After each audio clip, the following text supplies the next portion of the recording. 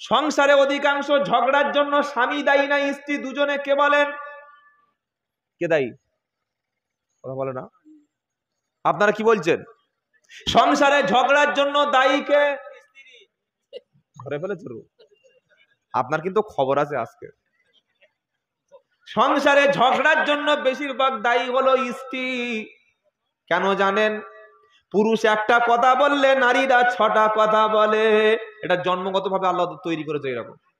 জীবনে কোন স্বামী একজন দাঁড়িয়ে বলুন, আমি সত্যি বলছি আপনাকে 500 টাকা দেবো, একজন দাঁড়িয়ে বলুন যে আমি ঝগড়া করে আমি বউর সঙ্গে জিতেছি, বলুন। কেউ আছে? হুজুর আপনি পেরেছেন? কি ভয়ঙ্কর জিনিস বুঝতে পারছেন? ওইভাবে নিয়ে ওকে চলতে হবে। এমন একটা জিনিস যার ঘরে ঢুকবে তার ঘুম হারাম করে দেবে।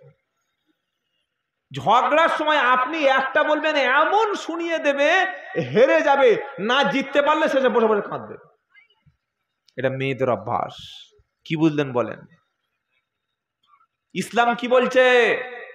তুমি ঝগড়ার হাত থেকে বাঁচতে চাইলে স্ত্রীর সঙ্গে ভালো ব্যবহার করো, তার রূপের প্রশংসা করো, তার হাতের রান্নার প্রশংসা করো, তার কাজের প্রশংসা করো। ওহ তোমার যা রান্না, তরকারি লবণ দিয়েছে, তারপরে বলো তোমার যা রান্না, যেন হাজি বিরিয়ানি খাচ্ছি। কি বুঝলেন? ঝগড়া কমে যাবে। ইসলাম। মায়ের সঙ্গে তোমার স্ত্রীর ঝগড়া, তুমি এসে দেখছো তোমার মায়ের ভুল, তারপরে তোমার স্ত্রীকে বলো তুমি ঝগড়া যেন করবে না। এর নাম হচ্ছে ইসলাম। বলুন সুবহানাল্লাহ। রাত্রেবেলা বিবিকে বোঝাও, দেখো মা আর বেশি দিন বাঁচবে না, 5 বছর 6 বছর, উনি মারা গেলে পুরো সংসারের দায়িত্বটা তোমার ঘাড়ে চলে আসবে। এটা বোঝাতে পারবেন তো? অনেক পুরুষ আছে বিবির কথা শুনে মায়ের সংসার থেকে আলাদা হয়, বিবির কথা শুনে মাকে বাপকে খেতে দেয় না। এর মতো নাফরমান রাস্তাঘাটে মরবে, বাড়িতে মৃত্যু হতে পারে না।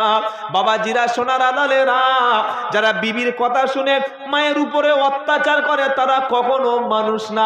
আবার অনেক শাশুড়ি আছে, ছেলে বাড়িতে ফিরলে আগে বলে তোর বউটাকে বার কর, এর সঙ্গে সংসার করব না, এই কাজ করেনি সেই কাজ করেনি। এরকম মিথ্যাবাদী শাশুড়ি যারা আল্লাহর দরবারে জাহান্নামে যাবে তারা। দুরকম শাশুড়ি আছে। ছেলের বউয়ের কিন্তু দেখতে পারে না, এরকম মেয়ে আছে না নাই? আল্লাহ মাফ। এটা হচ্ছে হিংসা। ছেলে তার বৌমার জন্য খাবার কিনে আনবে, ভালো কাপড় দেবে, কিছু পোশাক পরতে দেবে, শাশুড়ি সহ্য হয় না। তুই নামাজ পড়ে কি করবি মা? তুমি তাহাজ্জুদ পড়ে কি করবে? তুমি শবে বরাতের নামাজ পড়ে কি করবে? তুমি দান সাদকা করে কি করবে? তুমি জলসা শুনে কি করবে?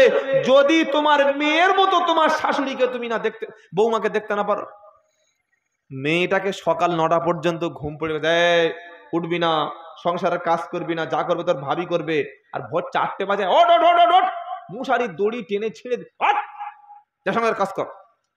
এটা হচ্ছে জুলুম, এটা জুলম, অত্যাচার। আল্লাহ মাফ করবে না কখনো। আল্লাহ রকম জালিম শাশুড়ির হাত থেকে হেফাজত করুক, জোরে বলুন আমিন। তবে এখনকার বৌমারা ওই বোকামি আর করে না। কি বুঝলেন? সব সময় দেখে যে ছেলেটার মা নেই বাপ নেই, ওই রকম পোল্ট্রির বাচ্চার বিয়ে করব। কি বুঝলেন?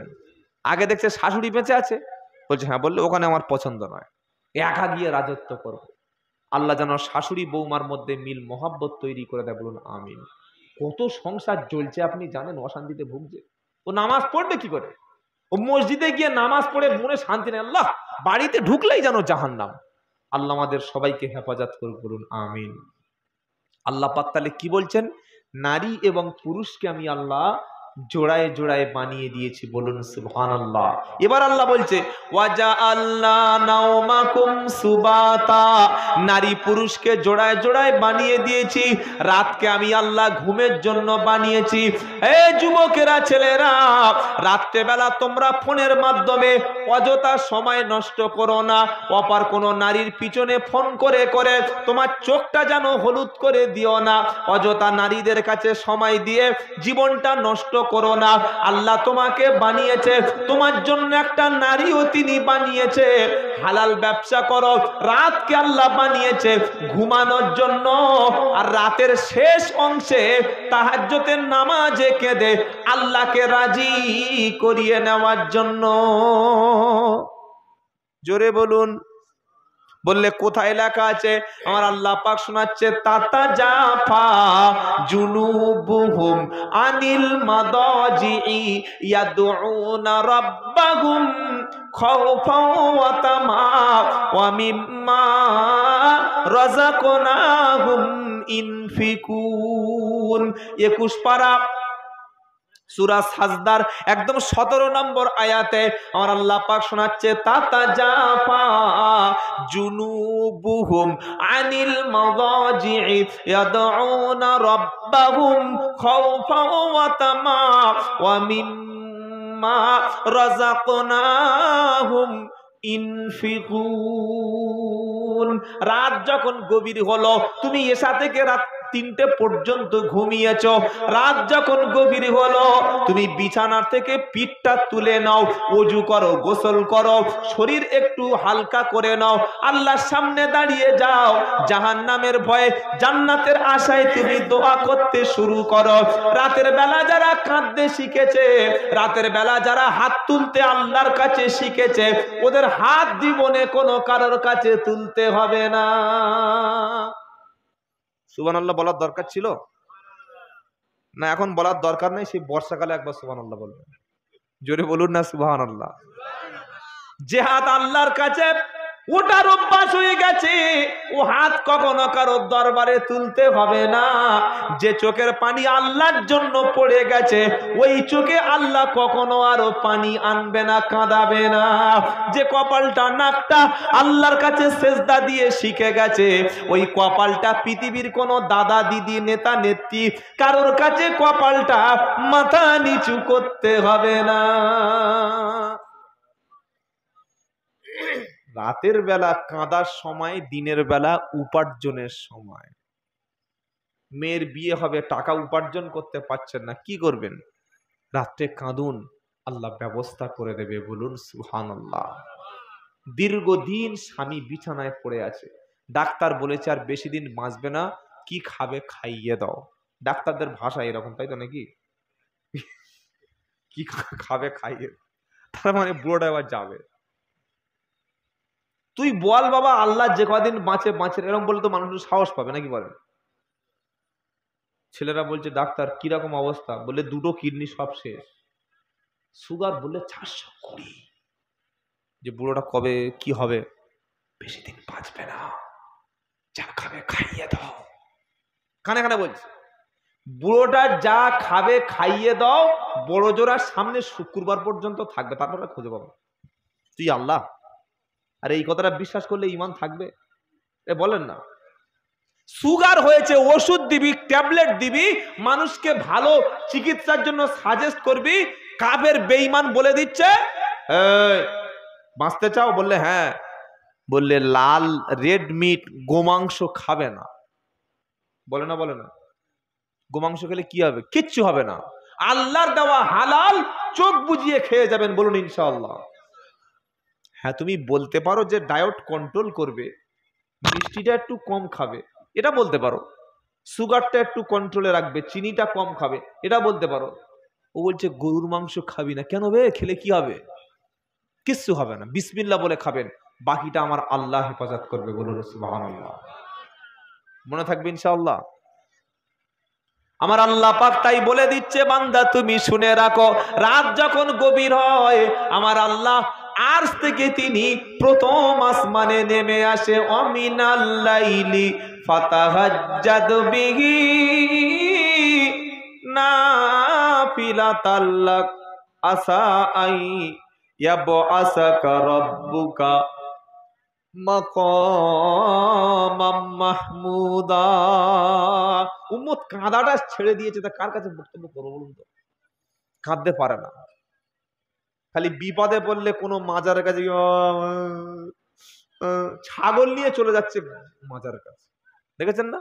এই যে বাড়ির মেয়েরা ছাগল নিয়ে মাজারে মান্নত করছে, মাজারে পয়সা ছুড়ে দিচ্ছে, মাজারে চাদর দিচ্ছে, কোনো বেলতলা, নারকেল তলা, পিত্তলা দেখলেই সেজদা করছে, ও বাঁচাও।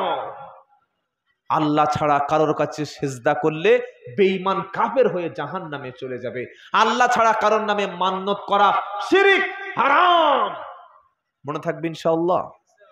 অনেক মা আছে মান্নত করে না, হে পীর সাহেব বাবা, খাজা বাবা, গাজী বাবা, দাতা বাবা, পাথর চাপড়ি বাবা, আমি বিয়ে করেছি 10 বছর বাচ্চা হয় না, যদি বাচ্চা দিতে পারো ডবল খাসি তোমার নামে দেব।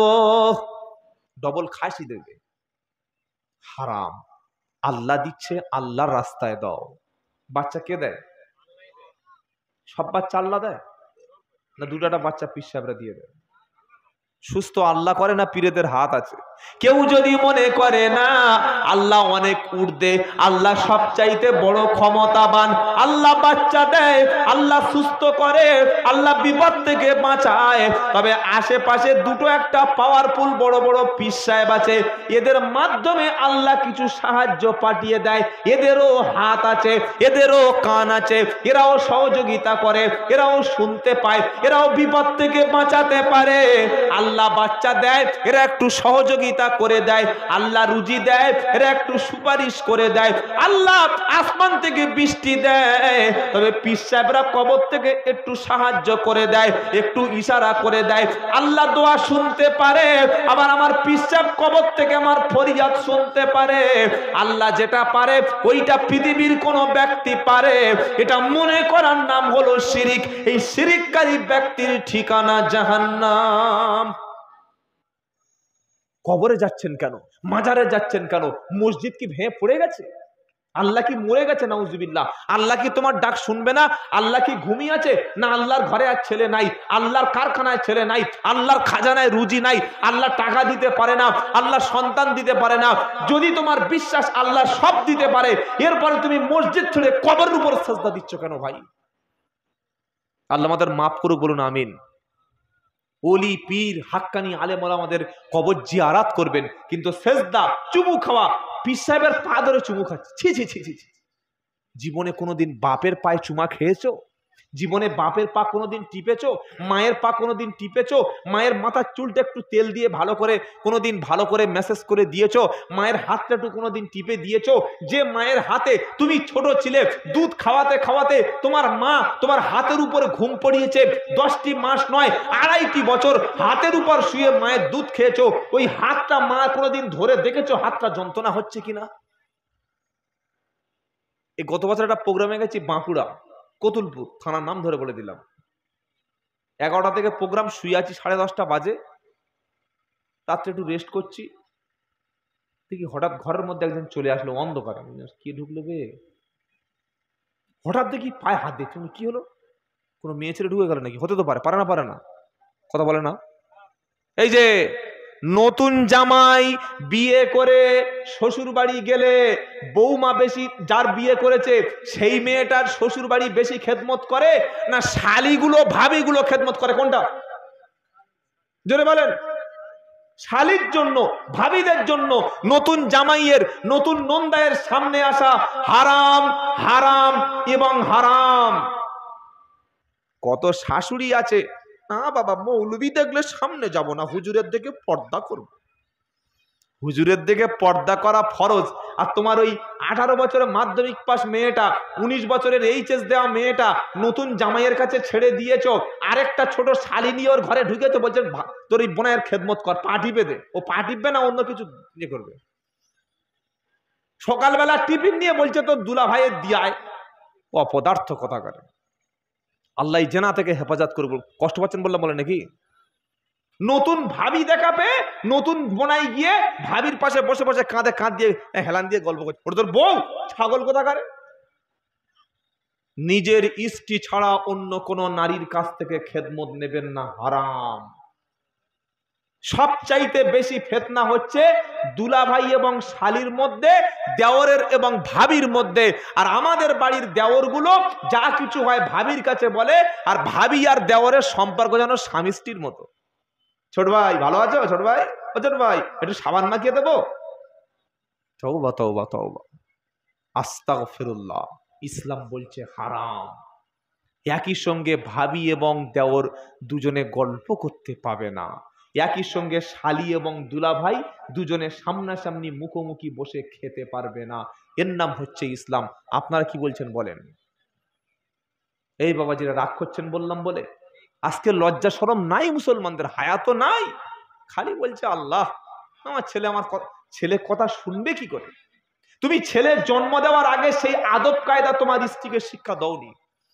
একই পুকুরে গোসল করছে 12-14টা বড় বড় ছেলে আর বাড়ির বউ মারা।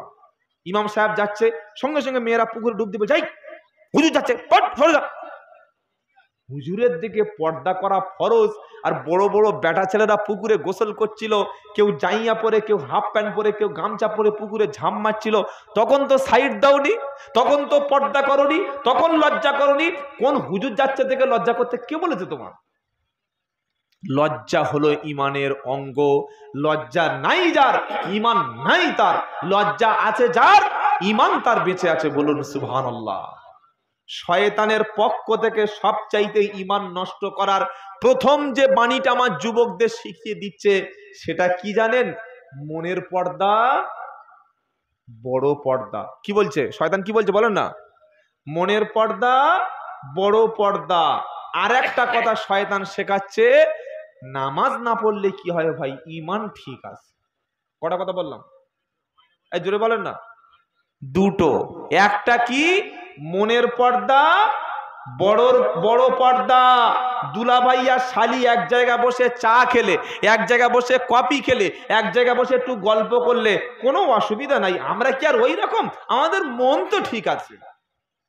এটা হচ্ছে শয়তানের বাণী। কার বাণী? শয়তানের বাণী। নবী কি বলেছে জানেন? নবী বললে, পুরুষেরা, একটা নারী এবং একটা পুরুষ, তোমরা কখনো আলাদা আলাদা গল্প করবে না।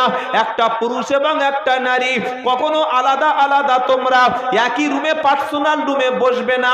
হোক সে তোমার চাচাতো বোন, হোক সে তোমার খালাতো বোন, হোক সে তোমার ফুফুতো বোন, কিংবা তোমার শালি হোক, কিংবা তোমার ভাবি হোক, কিংবা তোমার পরিচিত কোনো বন্ধু বান্ধবী হোক। একটা ছেলে এবং একটা মেয়ে পার্সোনাল রুমে যখন বসে গল্প করে, কোনো গাছতলায় বসে গল্প করে, কোনো পার্কে বসে গল্প করে, কোনো আলাদা ছাদের উপরে বসে গল্প করে, নবী বললেন 3 নম্বর সেখানে প্রবেশ করে শয়তান। শয়তান প্রবেশ করিয়ে ছেলেটার মনে ধোঁকা দেয়, মেয়েটার মনে ধোঁকা দেয়। ধোঁকা দিতে দিতে দিতে দিতে এক পর্যায়ে দুজনে তাদের মধ্যে খারাপ কাজটা করিয়ে নেয়, নোংরামিটা করিয়ে নেয়, ঈমান নষ্ট করে দিয়ে শয়তান তবে বিদায় নেয়। নাউজুবিল্লাহ, জোরে বলুন। মনের পর্দা, বড় পর্দা। আগুন আর মোমবাতি পাশাপাশি রেখে দিলে মোমবাতি থাকবে তো? কথা বলে না। এগুলো কি ঝুলানো হয়েছে বাবা? এগুলো এই সামনে এগুলো, এবার এগুলো কি ঝুলানো হয়েছে? কথা বলেন। ফুলের ফুল তো আর ফুল নাই, এখন ফুল সব প্লাস্টিক হয়ে গেছে, এর কোনো সেন্ট নাই, খুশবু নাই। তো এই ফুলের মালা না ঝুলিয়ে এখানে যদি 12-14টা তেঁতুল ঝুলিয়ে দিত কেমন লাগতো? আমার এতক্ষণ জামা হাফ ভিজে যেত, যেত না? তেঁতুল কি হচ্ছে আপনাদের কিছু হতো না নাকি? তেঁতুল দেখলে জিভে কি আসে? জোরে বলো। পানি আসে। আল্লাহ পাক বলছে, শোনো, এটা সৃষ্টিগতভাবে তেঁতুল দেখলেই তোমার জিভে জল আসবে। এই লাইট জ্বলছে, দুটো একটা কি উঠছে? জোরে বলো। পোকা। পোকা সেখানে যায় লাইট যেখানে জ্বলে। তো একটা মেয়ে ছেলে যেখানে বসে থাকবে আর একটা পুরুষ যেখানে বসে থাকবে, ওরা বসে বসে দোয়া কুনুত শিখবে। কি শিখবে? ছেলে মেয়ের কাছে ফোন করছে, আমি তোমার ছাড়া বাঁচবো না, তোমার ছাড়া টিকবো না। পাশ থেকে বলছে, কি করছিস রে? বললে, একটা মেয়ের সঙ্গে গল্প করছি।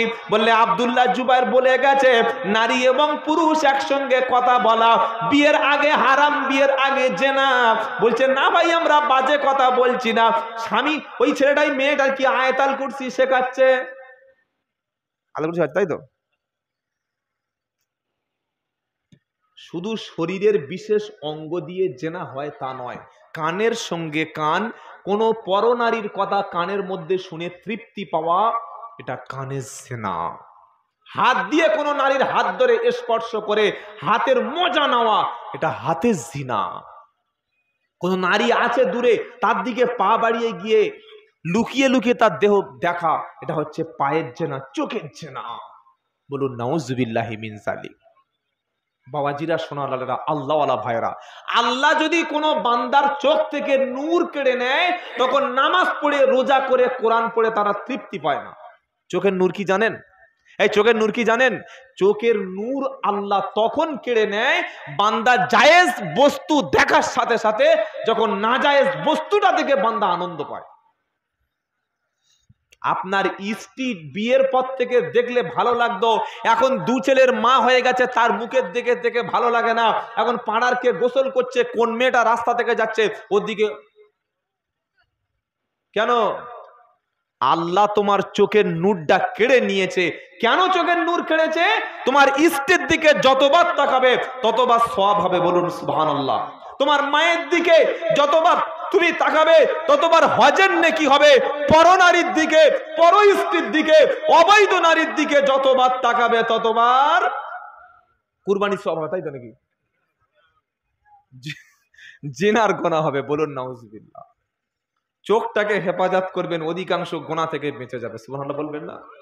বলে যে এই যে কথাগুলো বলছেন, এরকম কোরআনে লেখা আছে, কুল্লিল মুমিনিনা ইয়াগুদ্দু মিন আবসারিহিম ওয়া ইয়াহফাজু ফুরুজাহুম। কুল্লিল মুমিনিনা ইয়াগুদ্দু মিন আবসারিহিম। 18 পারা 12 পৃষ্ঠা 5 নম্বর লাইনের 30 নম্বর আয়াত, সূরার নাম সূরা নূর।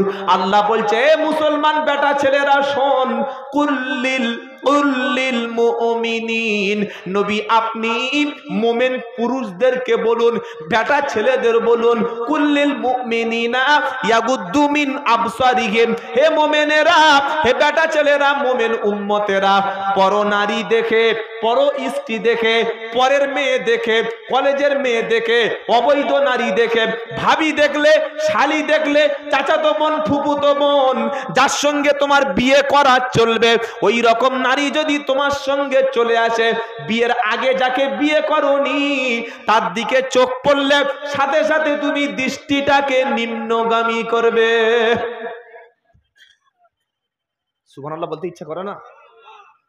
তবে তোমার ঈমান থাকবে, তবে ঈমান। আর চোখের জেনা যার মধ্যে শুরু হয়ে গেছে, ও দেখবে না জীবনে বউ ভালো লাগবে না, ও তো রাস্তাঘাটে সব থেকে আদায় করে নিয়েছে, কি করে ভালো লাগবে?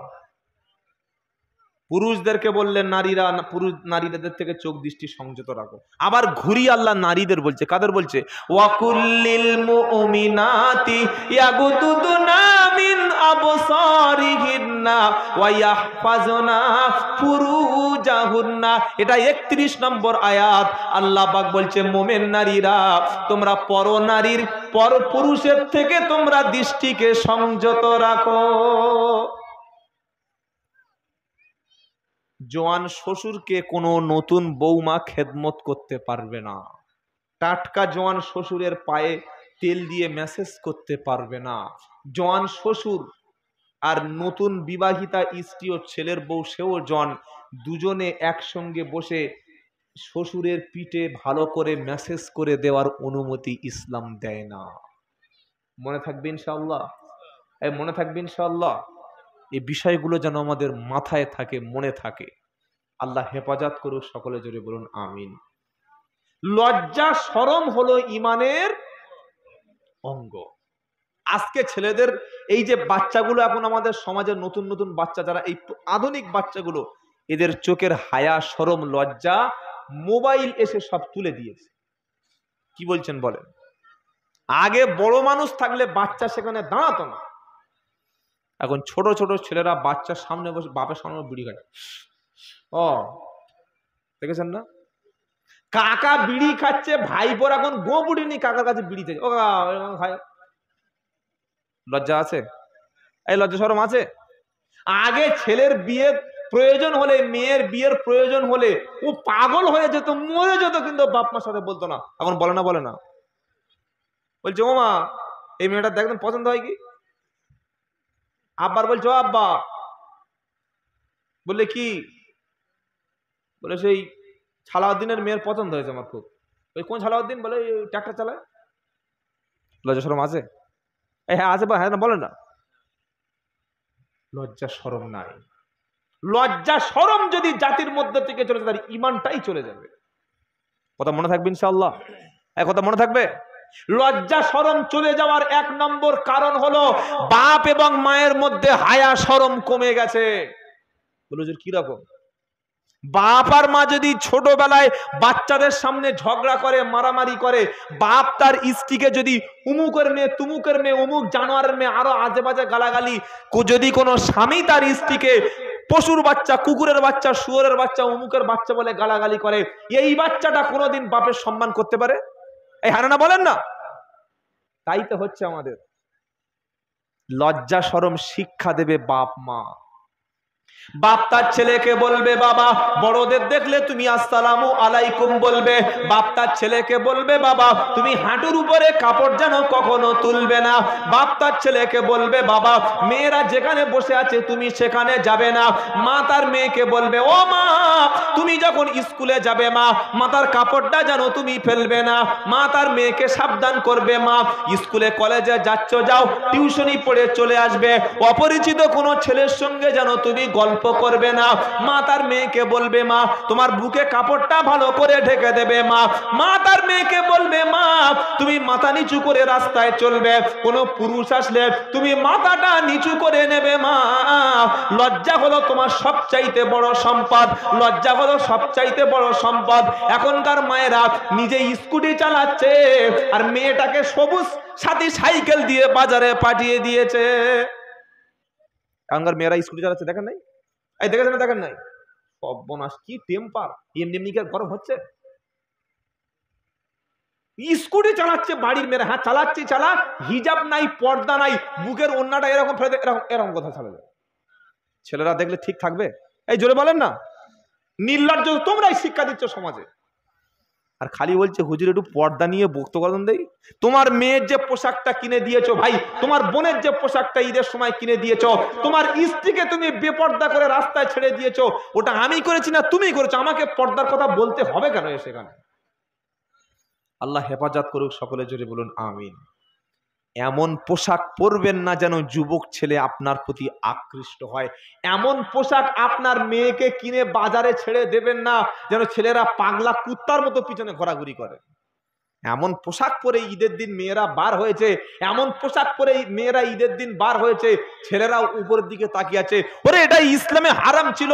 মা ফাতেমা রাদিয়াল্লাহু তাআলা আনহা ইন্তেকালের আগে তিনি সব সময় ফাতেমাকে, আলীকে ডেকে বলতেন, আলী, আপনার চাইতে যদি আগে মারা যাই আমি, তাহলে গোসল আপনি হাতে দেবেন, আর লোকের সামনে আমার লাশ বার করবেন না, পাড়ায় ডাকাডাকি করবেন না, রাত্রেবেলা গোপনে কাপন দাপন করবেন, কেউ যেন না বুঝতে পারে ফাতেমা এতটা লম্বা, এতটা চওড়া ছিল। কারণ বিয়ের আগে আমার মাথার চুলটা, আমার মুখের স্ট্রাকচারটা, আমার বডিটা কতটা লম্বা, কতটা চওড়া, মক্কার, মদিনার, পৃথিবীর কোন আরবের, পৃথিবীর কোন ব্যক্তি দেখেনি। শুধু তুমি আমার শরীর সম্পর্কে জানো, আমার দেহটা তুমি স্বামী জানো, আমার সাদা না কালো, আমি বেটে না খাটো, লম্বা না ছোট, চুলটা কালো না পেকে গেছে, আমার মুখে তিল আছে কিনা, আমার দেহটা কতটুকু কতটুকু শরীরে আমার মাংস আছে, আমি কেমন শুধু তুমি জানো, পৃথিবীর কোন পুরুষ আমার দেহ জানে? জোরে বলো না। আর আজকের স্বামী পাঠিয়ে দিচ্ছে লেডিস টেলার্সে, বলছে যা মাপ দিয়ায়, ব্লাউজের সাইজটা কিরকম বলে দিয়ায়, কোমরের সাইজটা কিরকম বলে দিয়ায়। পুরুষ মানুষ নিজের স্ত্রীকে চুড়িদার করবে বলে কোমরে হাত দিয়ে মাপ নিচ্ছে। এই দেখেছেন না? দেখেন নাই? জোরে বলেন। আমি আমার স্ত্রীর জন্য একটা চুড়িদার করতে গেছি, আমি বলি গিয়ে দেখি, ভাই আপনার টেলার্স কিরকম? বললে হুজুর খুব ভালো। মেয়ে ছেলে নাই? বললে না না, মেয়ে ছেলে নেই। কি বলছো? তুমি মাপ নেবে? বললে হ্যাঁ আমি এক্সপার্ট। ও কিসের এক্সপার্ট একবার বুঝে না। যে টেলার্সে কোনো নারী নাই, সেই টেলার্সে আপনার স্ত্রীকে এই সমস্ত কাপড়গুলো কিনতে আর মাপ দিতে পাঠাবেন না, এটা হারাম, লিখে রেখে দেবেন। কিছু কথা বুঝতে পারছেন না? বুঝতে পারছেন না? শুনে আপনারা বুঝতে পারছেন কথা?